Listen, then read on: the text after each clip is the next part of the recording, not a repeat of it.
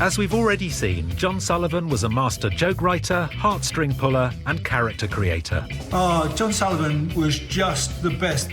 Absolutely genius, and that is a gift. I don't know how you write like that. I don't know how you keep that, formula going. His brain must have been everywhere. But he was also, it seems, a bit of a prophet too. John really did have his finger on the pulse of what was going on in Britain, and on occasions he was able to predict the future, with the gentrification of Peckham. He really did bring a lot of realism into his situation comedy. Peckham here is becoming a very trendy area. I mean, it's full of wine bars and bistros. Property prices are booming. So if we can flog this place to some, chinless wonder for some vastly inordinate sum, well, that means that we can get a nice little drum out there in a suburb. Del, council properties were built so the poorer classes would have somewhere to live. If they start selling them to Hooray Henrys, where are they going to go? Esher, Orpington, somewhere like that. He just kind of says about the whole scene that was going on, about popular kind of trendy wine bars and this whole thing. Looking 20 years later, bang on the money. I wish I'd have known then. I'd have bought somewhere in Peckham. Oh, where have all the copies gone? Peckham, like much of London, seems a world away now from the communities John Sullivan was writing about.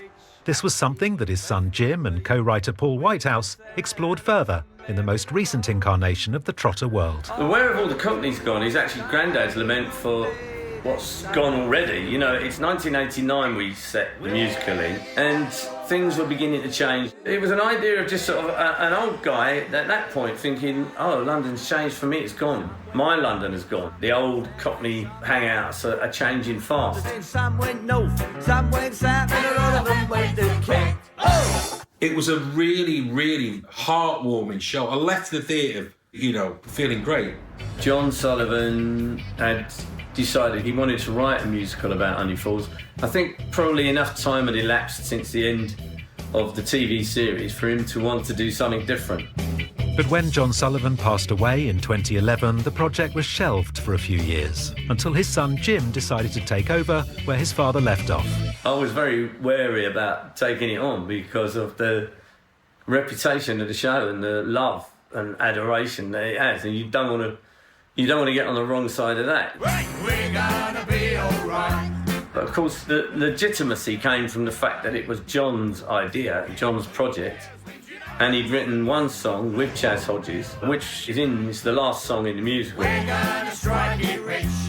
We'll have no worries and no cares, 'cause guaranteed no fear this time next year we'll be millionaires. Musical, it was the most dangerous thing for anybody to try. But I've got to tell you, it was absolutely fantastic. It was such a privilege. That's how I felt every night. It's a joy, really. It's clear that the popularity of Only Fools shows no sign of waning anytime soon, and some fans would go to extraordinary lengths to show their appreciation for the show. Even when you're at the miserableest of days, Only Fools and Horses is always a show that's going to cheer you up. So for them reasons, I knew if I had that tattoo on my back, I knew that I'd never regret it. And I knew that, every time I look at it, it made me smile. It took 60 hours. Some parts of it was very painful. Grandad hurt quite a bit. Yeah, I was kind of gritting my teeth. It wasn't as bad as Del Boy. The Del Boy, the bit in the middle of my back, when I had him done, I thought, what have I got myself into? But I was like, he who dares wins. I got through it. Lovely jubbly. Now I've got it all done, all that pain. It was all worth it, because now I can knock the girls bandy. As Del Boy would say.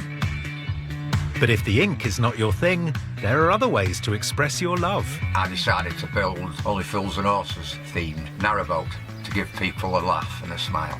Well, the boat was called Trotters Independent, and after 4 pints of Guinness in a pub, it seemed like a good idea at the time. But most of us are just content with watching and re-watching a solid gold comedy classic. I think you'd probably have to put Only Fools and Horses as sort of the ultimate sitcom because of the affection with which it's held. The life that Sullivan and the actors breathed into these characters was so rich and so vibrant and funny. Everything gels. so well. You knew any given week that you are going to spend time with essentially a comedy family who you adored. You've got all these different cast members that you can call on to make it such a brilliant spectacle. So I think that's the true beauty of Only Fools, and that's why it's endured so long.